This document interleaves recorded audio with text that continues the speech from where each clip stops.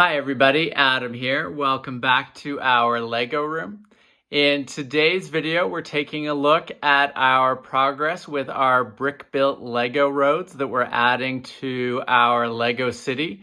And in particular, we've been testing out adding some lighting to the roads and really excited about how it's working so far and where we might be able to go with it. So let's take a look at how things are progressing.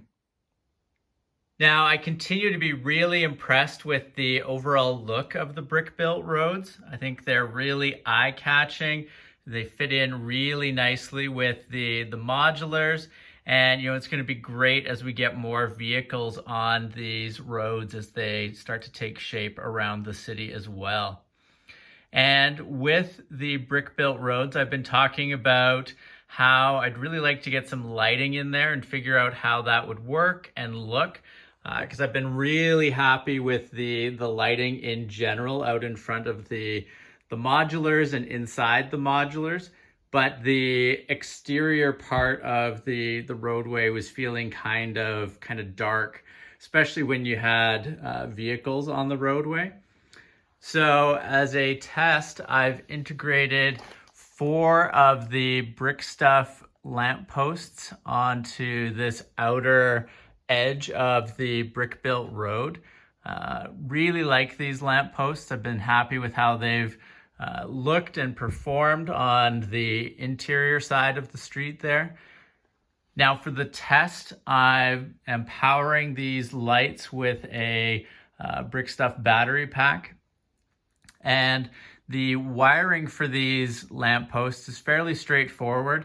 I'm basically using a number of these adapters here to run power down the entire side of the street. So the lampposts connect into that, and there's an extra wire that goes to the next adapter on the way down. So really simple in terms of wiring, somewhat difficult in terms of trying to fit all of those wire pieces underneath the brick plates there, but everything's fitting in quite well and it's relatively easy to set up. And you can see here when there's no tiles on top of the sidewalks, you can see the wire moving through. But as soon as I put tile down for the actual sidewalks there, you won't notice that at all. Now, in terms of spacing, I've kept the spacing similar to what it is on the other side of the road. So you can see 2 per base plate basically, and everything matches up across.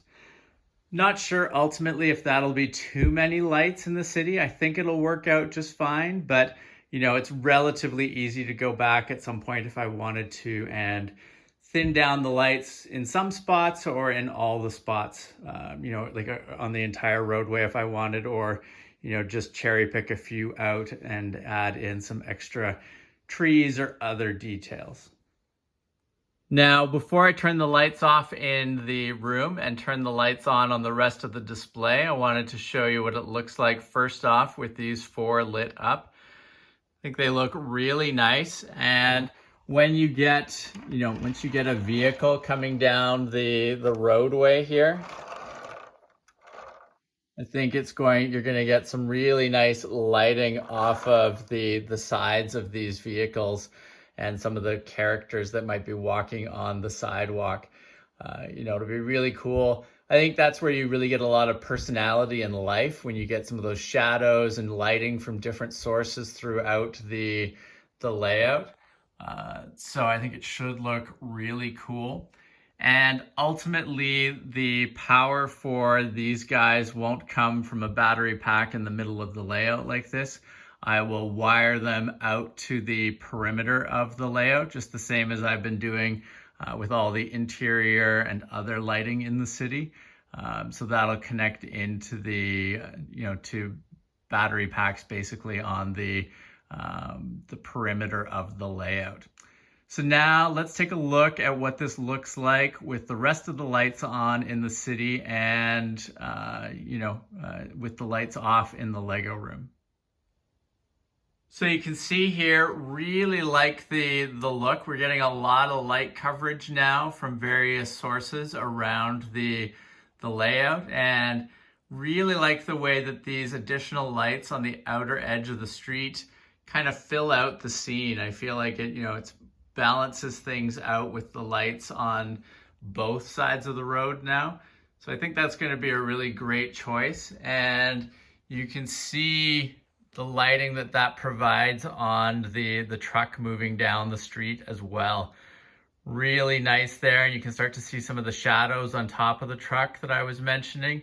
I really think that's going to add a lot of nice sort of spontaneous and unplanned nice views around the city, as you move some of those more mobile elements of the scene, whether it be minifigures or, vehicles like that. I think that's really going to add a lot of nice sort of spontaneous moments that look quite nice. So next steps from here with the street lighting will be to continue wiring and adding lamp posts down the outer edge of the street. There is another type of road lighting that I'm interested in adding to the city though. So let's take a look at that. So as I work my brick-built roads throughout the city, one thing that I think would be really interesting to have would be actual street lights, controlling the flow of traffic. And I've done some moving in the Lego city here of where some of the modulars are positioned so that I can get a four-way intersection here. Now, this is still on the old road base plates. I have not switched this over yet to the brick-built roads, but I will be doing that. And as part of doing that, I picked up an awesome looking product from Brick Stuff in a recent order that I received from them.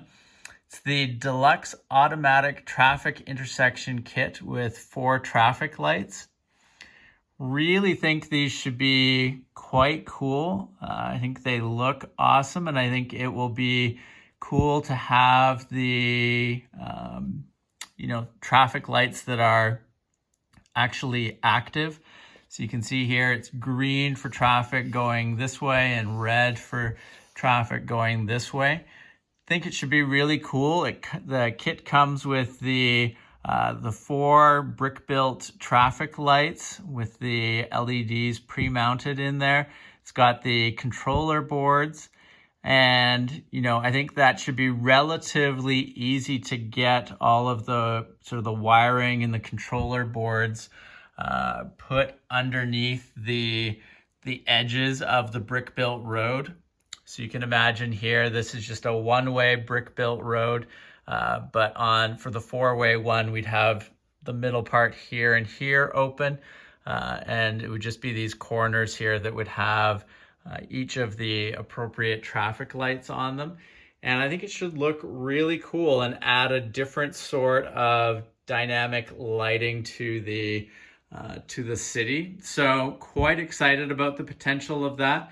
We will try it out on the road base plate here, so that you can see kind of the components that are involved and how that works. So expect to see that in an upcoming video, and then once we've sort of shown the proof of concept there with the standard road base plate, we will go and start to switch that over to an actual brick built road with mills support there. So really excited about the potential of that, and really excited in general with where the lighting and brick-built roads are going in the city. We're starting to work some of the base plates and some of the structural bricks out from our initial test piece of road here. So you can see we're starting to transition here into what will be the park roadway. So the park is going to be in here.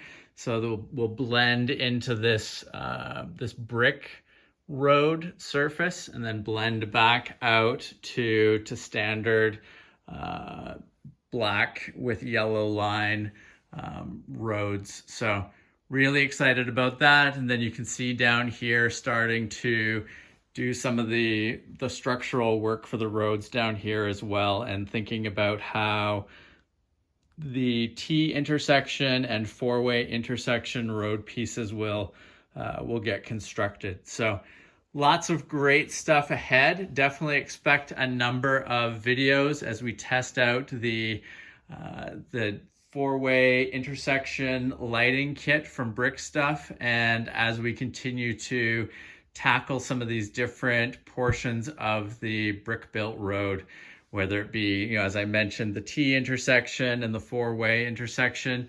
And we'll even talk a bit about our blending approach here as we transition from one road surface to a different one. If you have not subscribed to the channel, please make sure to do so that you don't miss out on any of our upcoming videos.